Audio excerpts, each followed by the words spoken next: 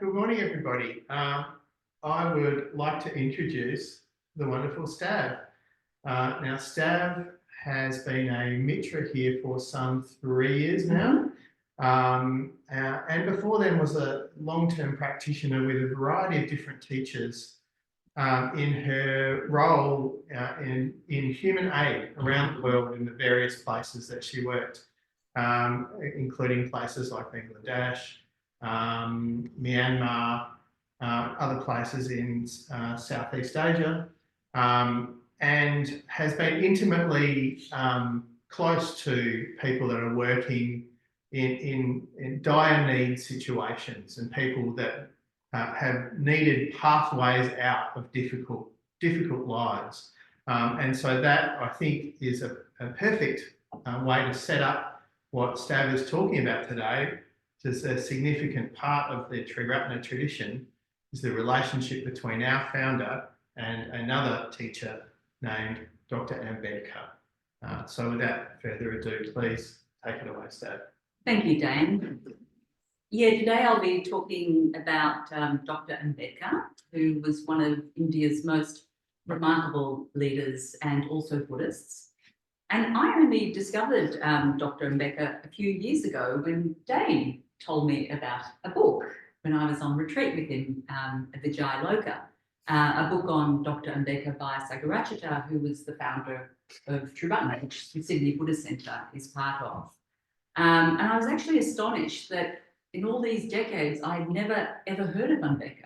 I mean, I knew about Gandhi and other things to do with India, but never heard about Ambedka.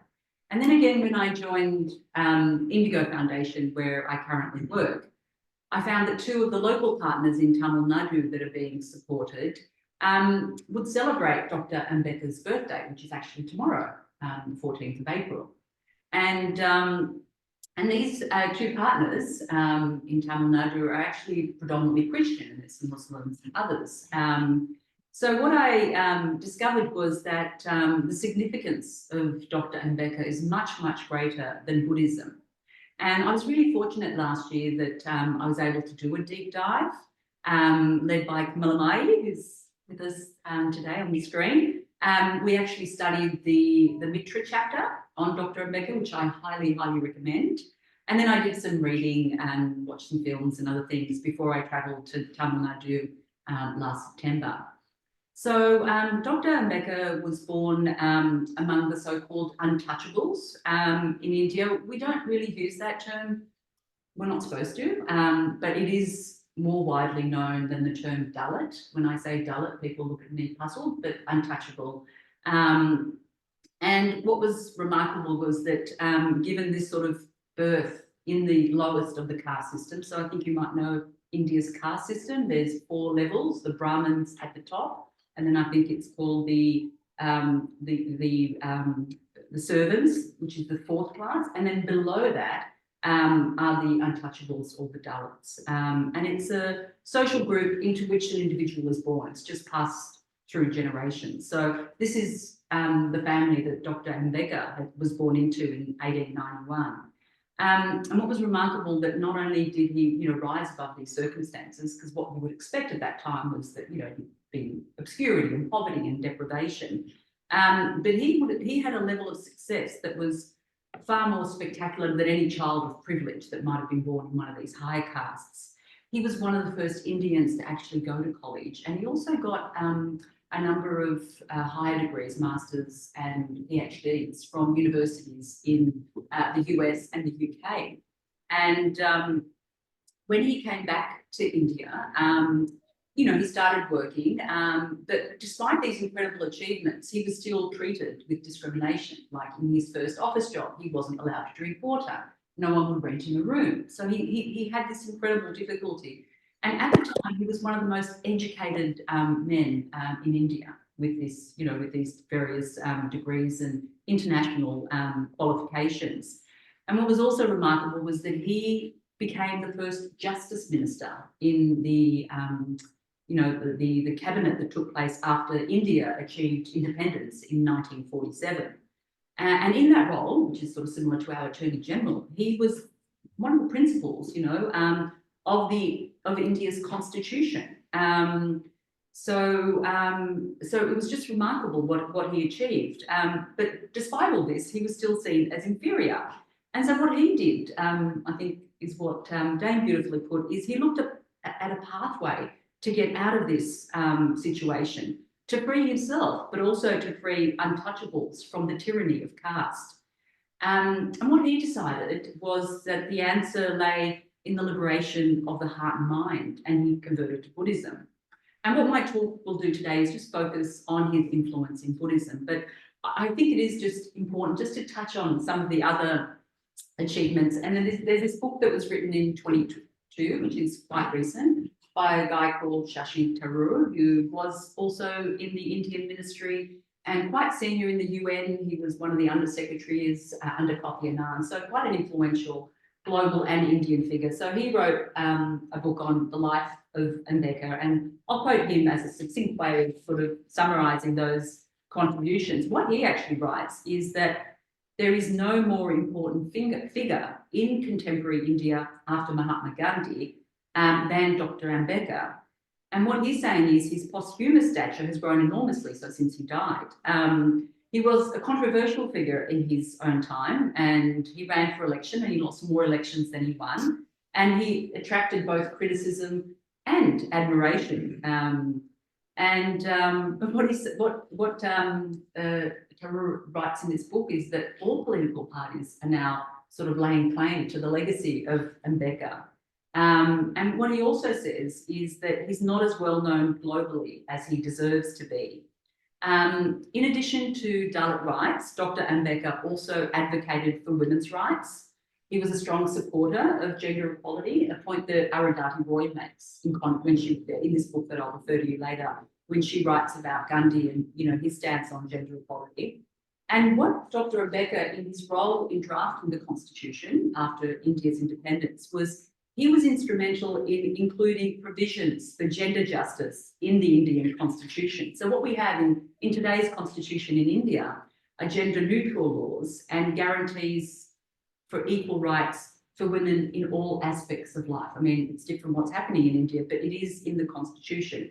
And there's also other very extensive built-in protections for the rights of all citizens, including the Dalits. And Shashi, in this book, he describes Ambedka, in addition to being an incredible economist, and he wrote one of his PhDs, I think, on monetary theory or something like that. He was a legal scholar of rare distinction, a pioneering social anthropologist. He actually looked at the origins of the caste system, and he's written, volumes and volumes of books. I haven't read them.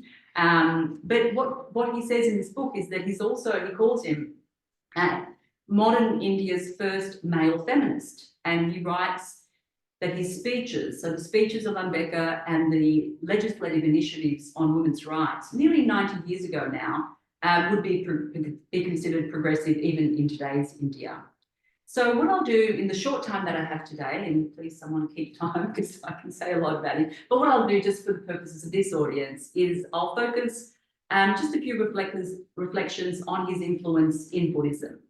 For me, he's a really inspired example of engaged Buddhism. He was a real champion of social justice and human rights. And when I discovered him only a few years ago, immediately I was sort of contrasting him to other quite famous Buddhists like Aung San Suu Kyi, who I had known for about 20 years since I visited in 1995, and then I lived there from 2015 to 2019. And I'd read everything I could on Aung San Suu Kyi. She got a Nobel Peace Prize, etc. And what she wrote was that while she was under house arrest for 15 years, she relied on her Buddhist faith. And she also said that Buddhist precepts like loving kindness could guide the democratic transition in Burma. But when I moved there, Burma or Myanmar as it's sort of known there, I didn't actually see that.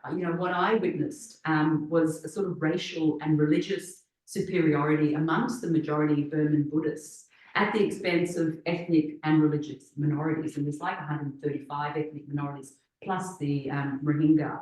So for me, the reading and the thinking that I've done on Ambedka, what I find is that his activism is really unwavering in his, in his advocacy, but also in the achievements he made for the right of the oppressed. And so he, in deciding on which religion to convert to, he actually considered them all. And in 1935, he made a really controversial speech where he said, I was born a Hindu, but I'm not going to die, die a Hindu. And so he looked at Islam, he looked at Christianity, Sikhism, and he amassed thousands of volumes on religion and philosophy. And he's also published, very many papers and book-length studies of religion and politics in India.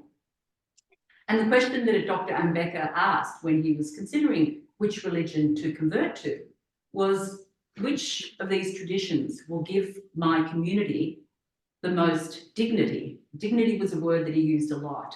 The most inspiration, but also the most empowerment to move ahead.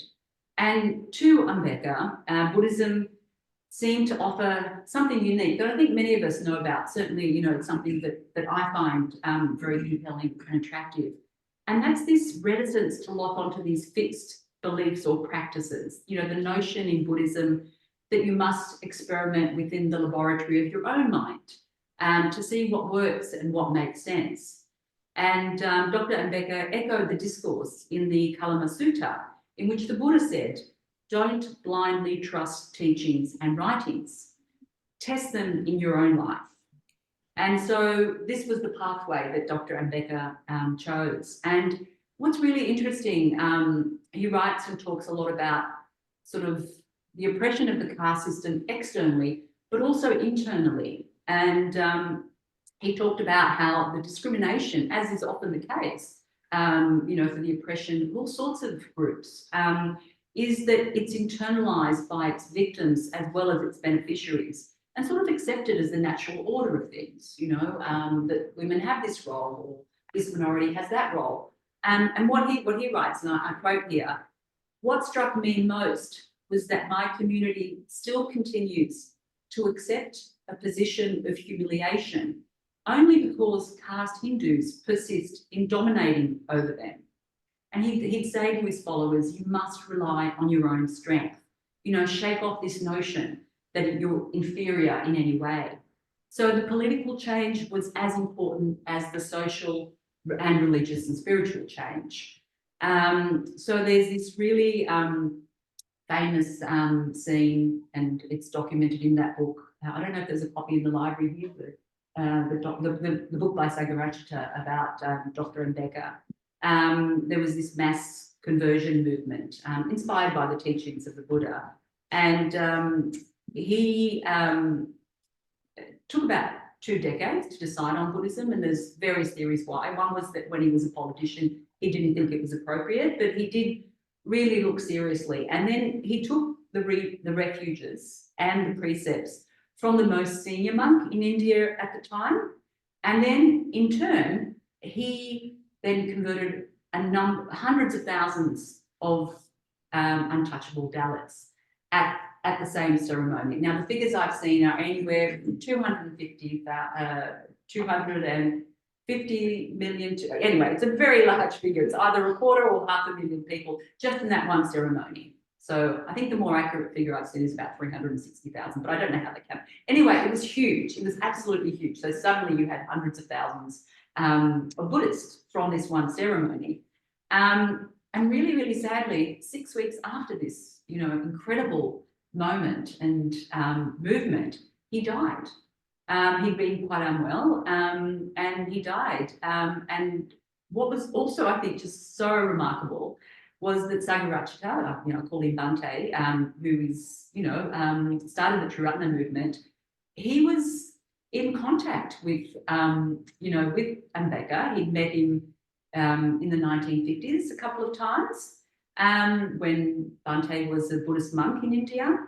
And he then played an active role in continuing the conversion. And also Dr. Ambedka was, Bhante was inspired by Dr. Ambedka's vision of Buddhism as a force for social change. And, as many of you know, he founded the Friends of the Western Buddhist Order. Then it was renamed to Triratna.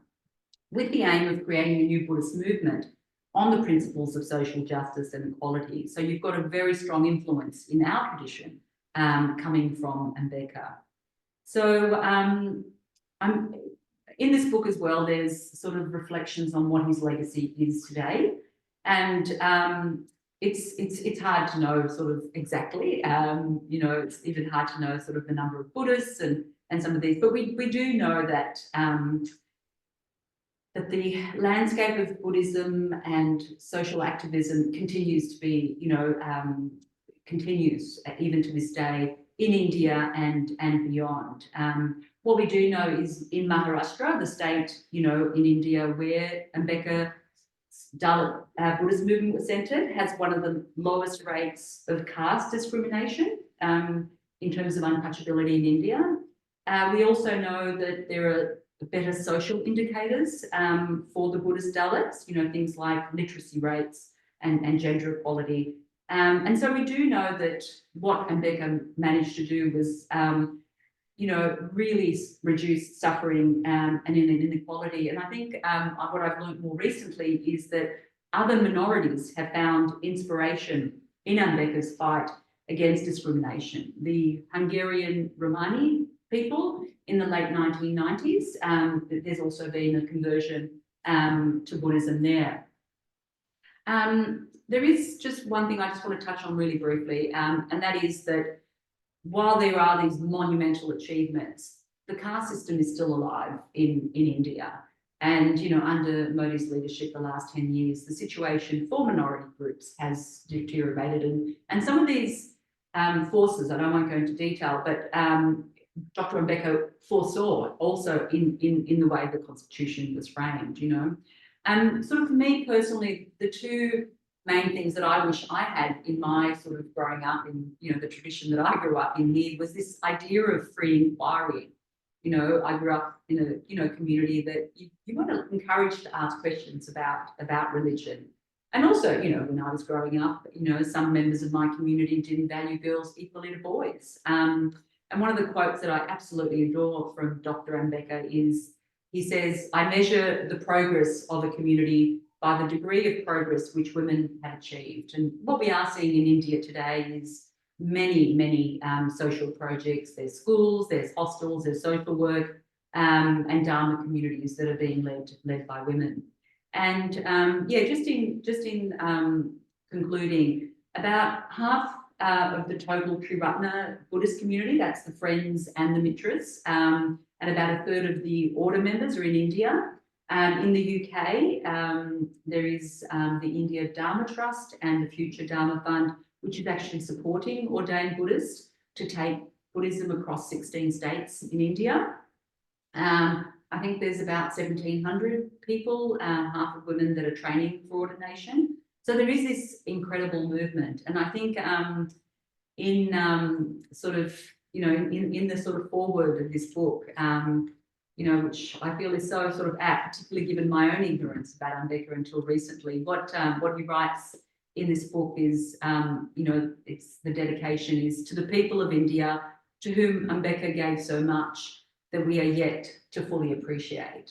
And in fact, there's quite a few chapters at the end here that talks about Ambedka's influence sort of beyond India. And there's a really interesting story here about how when Martin Luther King visited in 1959, so that was after the death of Ambedka, he was introduced, you know, to Dalit high school students as the school principal said, "Oh, I want to introduce you to a fellow untouchable from the USA."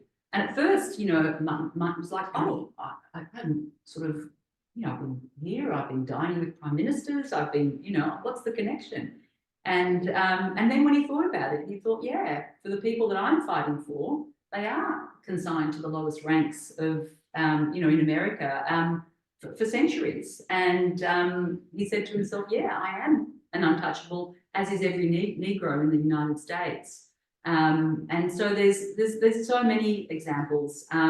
There is also an analysis of some of the critiques of Ambedka. I mean, I don't have time today to go through them, but there's, you know, there's there's a 3-hour film, actually, if anyone's got the time. I really enjoyed it, the one in the Mitra study, which really shows also the antagonism between Gandhi and Ambedka, and there's also a really good analysis in this book on that as well.